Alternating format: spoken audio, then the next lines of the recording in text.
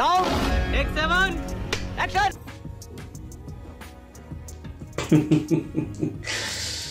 दोस्तों आप सोच रहे होंगे कि मैं हंस क्यों रहा, इतना खुश क्यों हूँ। भाई खुशी की बात है आज, और आपको भी खुश होना चाहिए, और मुझे लगता है कि आप खुश भी होंगे। आज आप बहुत मुस्कुरा रहे होंगे, मुझे भी उम्मीद है, क्योंकि दिन ही ऐसा है। दिन है संडे यानी कि फन डे, और आज आता है जेंटलमैन। जी हाँ दोस्तों, जेंटलमैन का 13th और 14th एपिसोड की बातें लेकर के आया हूं, और खुशी का कारण ये है कि मुन्ना की सेटिंग हो गई है जरनैब के साथ। जरनैब के दिल में ऐसा मोहब्बत का ऐसा लाइटर जलेला है जिससे वो मुन्ना जो है ऐसा सुलगा रेला है सिगरेट मोहब्बत का। नहीं, मैं नहीं मानता। खैर ये तो मजाक की बात होगी। तो दोस्तों आपने कल का और आज का एपिसोड जरूर देखा होगा, 13th और 14th एपिसोड। और जैसा कि आपको पिछले एपिसोड में पता ही होगा कि मुन्ना पर गोलियां चलती है, और अब वो हॉस्पिटल में है, और वहाँ पर जरनैब जो है उसके लिए नफिल की नमाजें पढ़ कर उसके लिए दुआएं करती है, उसकी खैर की दुआएं करती है। उधर रहमती बहुत खुश है कि मुन्ना पे बहुत सारी गोलियां लगी है, वो नहीं बचेगा, लेकिन उसकी उम्मीदें टूट जाती है जब ऑपरेशन सक्सेस होता है और डॉक्टर कहते हैं कि मुन्ना खतरे से बाहर है। और उसके बाद ये तो उसकी उम्मीदें टूटी थी, इसके बाद एक फोन आता है उसके पंटर का, और वहां उसका दिल टूट जाता है जब ये पता चलता है कि भाभी जी यानी कि जरनैब मैडम जो है वो हॉस्पिटल में मुन्ना के पास हैं। ये सुनकर रहमती के पैरों तले जमीन निकल जाता है, क्योंकि मोहब्बत बेचारा वो तो कर रहा था और उड़ा ले जा रहा है मुन्ना। बोलने दे, तकलीफ हुआ है बेचारे को, बोल बोल। क्योंकि फारिस जो उसका मंगेतर है उसको भी लाल झंडी दिखा दिया है जरनैब के वालिद ने कि भाई जब से तुम्हारे साथ उसका एंगेजमेंट हुआ है तब से जरनैब खुश नहीं। जरनैब के वालिद कहते हैं फारिस से कि शुरुआत में वो बहुत खुश थी उसके रिश्ते को लेकर के फारिस के साथ, लेकिन धीरे धीरे उसकी मोहब्बत की जो आस थी वो टूटती गई फारिस की बेवफाई की वजह से। तो ये एपिसोड की मुख्तसर कहानी है दोस्तों। अच्छा, हमको सिखा रही है। आइए सीन को एनालाइज करते हैं। देखिए बहुत सारे क्रिटिक्स जो हैं या जो भी हो, लोग कहते हैं कि नहीं बहुत कमाल का परफॉर्मेंस दे रहे हैं हुमायूं सईद और जरनैब यानी कि यमुना जैदी। देखिए यमुना जैदी को जो हमने देखा है वो बहुत कमाल के ड्रामे में है। उन्होंने जो एक लकीर खींच दी ना ऊपर, उस लेवल पे प्लीज मत कहिए कि जेंटलमैन है। वो अलग ही उनकी कहानियां हैं, उनके जो परफॉर्मेंस है वो बहुत ही अल्टीमेट, उन्होंने एक मार्क लगा दिया है। बात तो सही है। दौड़ना तो पड़ता है। या फिर हुमायूं सईद की भी बात अगर हम करें तो उन्होंने जो अपने परफॉर्मेंस दिए हैं बाकी उनके पहले के ड्रामा में, उसको ये कहीं से भी टच नहीं करता। ये अलग बात है कि आप पब्लिसिटी के लिए, ताकि ये ड्रामा को थोड़ा सा ऑडियंस और मिले, हिट हो जाए, इसलिए ये गलत बातें करेंगे, लेकिन सच बताऊं तो ईमानदारी से कहना चाहिए कि नहीं, परफॉर्मेंस दोनों की सही नहीं है। Good question, you are a good question. लेकिन ये बातें मैं शुरुआत में ही इसलिए कह रहा हूं क्योंकि एक सीन था जहां पे जरनैब यानी कि यमुना आती हैं हॉस्पिटल में, और वो मुन्ना की तरफ आती हैं। वो बहुत ही कमाल का सीन था। वहां पे जो उसकी फीलिंग्स थी उसके चेहरे पे वो बहुत ही अल्टीमेट था। देखिए स्टोरी भले कमजोर है, लेकिन कहीं कहीं एक्टर अपना इनपुट डाल देते हैं, वरना खराब स्टोरी उनके अच्छे परफॉर्मेंस पे भी एक काला दाग लगा देता है, एक काला धब्बा लगा देता है। अच्छा ठीक है। अब जरनैब के वालिद और जरनैब दोनों हॉस्पिटल में हैं और मुन्ना की सेहत को लेकर परेशान हैं, और जब उसे खतरे से बाहर बताया जाता है तो वहाँ जरनैब जो है वो नफिल की नमाजें अदा करती है। पहले भी करती थी उसकी सेहत के लिए, लेकिन उसके बाद वो जिस तरह से वो दिलबर के साथ मिलती है वहाँ पे थोड़ा सा अटपटा लगा। पीछे उनके वालिद को नहीं बैठाना चाहिए था। तब ये बातें अच्छी लगती जरनैब को, जब वो मुन्ना के बारे में बताता दिलबर के, वो तो आपका नाम सुनते साथ जो है बेहोश हो जाता दोबारा। तो वो अच्छी बातें थी, लेकिन वो उसके वालिद के बगैर होता तो अच्छा। वो बार बार बीच में देख रही थी तो अटपटा लग रहा था कि फिर वो दोनों के कैरेक्टर ठीक जा रहे थे कि जरनैब और जरनैब के वालिद के ठीक जा रहे थे कि जरनैब वहाँ लिहाज कर रही है कि उसके वालिद पीछे बैठे हैं। तो लिहाज में जो है ये कैरेक्टर मर रहा था दिलबर के वो इतनी बेवकूफ़ी भरी बातें क्यों करेगा किसी बाप के सामने उसकी बेटी के बारे में कि मुन्ना जो है उस पर मरता है। उठा ले रे देवा, उठा ले रे बाबा। इधर मुन्ना जो है वो ठीक हो जाता है तो उसके लिए सूप बना करके और लेकर के जाती है जरनैब हॉस्पिटल में, उसे पिलाती है।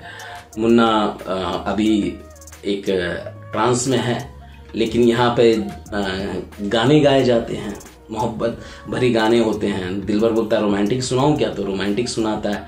पता नहीं जरनैब को बहुत अच्छा लगता है दिलबर की आवाज़ में, जो कि बहुत ही बेकार सा था, मज़ा नहीं आया, लेकिन जरनैब को अच्छा लगा। अब भाई जरनैब को अच्छा लगेगा क्योंकि महबूब से जुड़ी हुई हर चीज़ महबूबा को अच्छी लगती है। तो यहाँ पे मैं दिलबर भले जैसे भी गाना गाया हो तो जरनैब को अच्छा लगेगा ही। बड़ा अजीब सा था कि मास्टर साहब जरनैब के वालिद को जब कहा जाता कि आप गाइए, तो अब वो वहाँ पे बैठ करके इंग्लिश गाना सुना रहे हैं टपोरियों को, और वो लोग बोलते बहुत कमाल का, बहुत कमाल का। तो यहाँ पे वो एक दूसरे के लिए गाना है ना, आहा, ऐसा लगता है जैसे सब समझ गया। वो मेरा वॉइस ओवर गया था। नहीं, मैं नहीं मानता। देखिए कुछ चीजें हैं, अब ड्रामा शायद अच्छा लगे। उधर मिफ्रा जो है वो फारिस को उसके कान भर रही है कि तुम्हें उठा करके उसने फेंक दिया एक गुंडे के लिए, और वहाँ फारिस अभी जिस तरह से एटीट्यूड दिखा रहा है, मुझे लग रहा है कि उसका कैरेक्टर नेगेटिव जाएगा, क्योंकि जरनैब के वालिद ने उनसे को जेंटलमैन की जगह उसको गुंडा कहा, और मुन्ना जैसे लोगों को उन्होंने जेंटलमैन की उपाधि दे दी है। अभी मजा आएगा ना। अब देखते हैं कि ये क्या करेगा फारिस, अगला कदम उसका क्या होता है। मिफ्रा के पास वो पहुंच तो जरूर गया है, लेकिन वो जरनैब की ये बेइज्जती, मतलब जरनैब ने जो उसकी बेइज्जती की है, वो उसे भुला पाएगा या कुछ गलत कदम उठाएगा, ये तो आने वाले एपिसोड में पता चलेगा। लेकिन जो भी हो, ड्रामा इंटरेस्टिंग है। और फारिस का थोड़ा सा देखिए, मुझे लगता है कि पता नहीं, मैं पाकिस्तान के बारे में नहीं जानता, और हमारे भारत में इतना है कि असिस्टेंट कमिश्नर ऑफ पुलिस जो भी होते हैं वो उनके साथ प्रोटोकॉल चलता है सारे, मतलब कहीं पे भी जाएंगे तो एटलीस्ट पुलिस वाले होते ही हैं। इतने बड़े शख्सियत होते हैं और उनके साथ में पुलिस वाले नहीं होंगे तो कैसा हो सकता है। तो ये फारिस जो है कहीं पे भी गाड़ी चलाते हुए निकल जा रहा है अकेला, कहीं पे भी, जो मैंने पहले भी एपिसोड में कहा, इस बार भी कहूँगा, क्योंकि ये बहुत ही अटपटा है। प्रोडक्शन अपना पैसा बचाने के लिए शायद फोर्स को उस तरह नहीं रखा, कहीं पे भी जाके रेस्टोरेंट में बैठ के खा रहा पी रहा। बहुत मुश्किल है इस तरह की लाइफ दिखाना, मतलब सिनेमा में या ड्रामा में। लेकिन समझ में नहीं आ रहा कि वो इस तरह से खुलेआम कैसे घूम रहा है, जबकि मुझे नहीं लगता कि असिस्टेंट कमिश्नर ऑफ पुलिस इतनी आम जिंदगी जीते हैं जिस तरह से फारिस के कैरेक्टर को दिखाया जा रहा है। तो थोड़ा अटपटा लग रहा है। कौन है ये लोग, कहां से आते हैं? और दूसरी बात है, मतलब एक बड़ा गुंडा, जैसा कि ड्रामा में कभी वो बड़ा हो जाता कभी छोटा हो जाता, समझ में नहीं आता। छोटा इस तरह से मैं कह रहा हूँ कि जैसे असिस्टेंट कमिश्नर ऑफ पुलिस जब आता है, यानी फारिस वहाँ आता है, तो मुन्ना उसे बोलता है हेलो बोल करके बुलाता, वो पहचान नहीं पाता। भाई साहब असिस्टेंट कमिश्नर ऑफ पुलिस है, हर चोर, छोटा चोर को भी वो पहचानता है कि मैं जिस शहर में जा रहा हूँ वहां पर एक छोटा चोर को भी कमिश्नर ऑफ पुलिस जानेगा। एक इंस्पेक्टर तक जानता है कि कौन मुखबिर है, कौन चोर है, कौन गुंडा है, कौन मवाली है, इसकी खबर होती। और वो मुन्ना जैसा एक बड़ा नाम, जिसको ड्रामा में कभी बड़ा दिखाया जाता कभी छोटा दिखाया जाता, तो वो उसको पहचानता नहीं है। फिर बड़ी मुश्किल से पहचानता कि हाँ अच्छा वो उस दिन जो टीवी इंटरव्यू, तो समझ में नहीं आता है। तो ये कॉन्ट्रडिक्शन है कहीं ना कहीं स्क्रिप्ट में।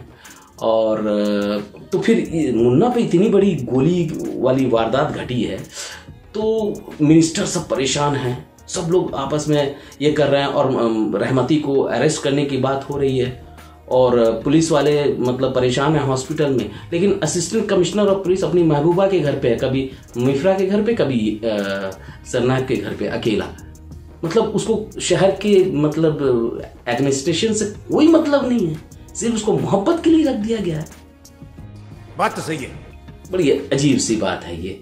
और ऊपर से एक और मिनिस्टर को दिखाया गया दाढ़ी वाला, आप देखे होंगे, और कहीं से भी वो मतलब मिनिस्टर नहीं लग रहा है। और उसकी चाहे चलिए ठीक है, लुक की बात अलग है, उसका ना एटीट्यूड है, ना उसकी बात में वो दम है, ना उसका वो स्टाइल है मिनिस्टर वाली। बड़ा ही छपरी सा टाइप का कैरेक्टर दिख रहा था। तो मुझे लगा जैसे ही उठा के किसी को दे दिया गया या कोई रेफरेंस से आ गया होगा, कास्टिंग कर दी गई होगी। तो ये खेल ड्रामा के साथ नहीं खेलना चाहिए, इतना लाइटली नहीं लेना चाहिए कि थोड़ा सी कास्टिंग पे नज़र रखनी चाहिए। हमारे बॉलीवुड में तो बाकायदा कास्टिंग एक इंडस्ट्री की तरह है, ऑडिशन पे ऑडिशन चलते हैं, मतलब एक एक दिन में हजारों लोगों के ऑडिशन होते हैं, तब एक कैरेक्टर फाइनल होता है। उसके भी लुक टेस्ट होते हैं, 3 बार लुक टेस्ट, और उसके बाद ऑडिशन 5-5, 6-6 बार बुला करके लिया जाता है। 3 बार मतलब ये होते हैं लुक टेस्ट, उसके बाद जाके फाइनल किया जाता है। या चैनल, अगर सीरियल की भी बात करूं तो कई दिन तक लुक टेस्ट चलते हैं। Good question, you are a good question. मैं इश्क विश्क की बात कर रहा हूँ, शाहिद कपूर की पहली फिल्म की। तो मुंबई सेंट्रल में ऑडिशन चल रहा था, शायद एवरशाइन बिल्डिंग था या कुछ इस तरह का नाम है, MTV का ऑफिस था उसमें। तो आप यकीन मानेंगे कि ऐसे सीढ़ियों पे लोग ऐसे लाइन से लड़के लड़कियां ऐसे 5th 6th फ्लोर में कई सारे मतलब क्रोमा डाल करके और उसके कैबिन बनाए गए थे, ऑडिशन चल रहे थे, और हम लाइन से ऐसे जा रहे थे ऑडिशन देते हुए। और ये एक नहीं, मतलब मुझे लगता है कि महीनों चला है, मतलब 2-2, 3-3 महीने, तब जाके उसकी कास्टिंग फाइनल की गई थी। तो यहाँ पे कैसे आप जिसको तिसको भी इस तरह से कास्ट का क्या इमेजिन किया होगा डायरेक्टर और कास्टिंग डायरेक्टर ने, पता नहीं, मुझे नहीं मालूम। मैं किसी पे माफ़ी चाहूँगा, मैं किसी पे को छोटा करने की बात नहीं कर रहा हूँ, एक बात कह रहा हूँ दोनों को मिला करके कि भाई थोड़ा सा ये सिंसियरिटी होनी चाहिए थी कि वो उसका लुक टेस्ट करते अच्छा से वो मिनिस्टर दिख रहा है कि नहीं, वो उस पर वर्कआउट होना चाहिए था। तो ये बातें थी दोस्तों इस एपिसोड की, तो जो मैंने आपके सामने रखी, और इसी तरह की बातें जो भी होंगी मैं आपके सामने लेकर आता रहूँगा। तब तक के लिए मेरे साथ बने रहिए। मैं मिलता हूँ आपको अगले वीडियो में एक नए एपिसोड के साथ या एक नए ड्रामे के साथ। तब तक के लिए अलविदा, अपना ख्याल रखिए, लव यू ऑल।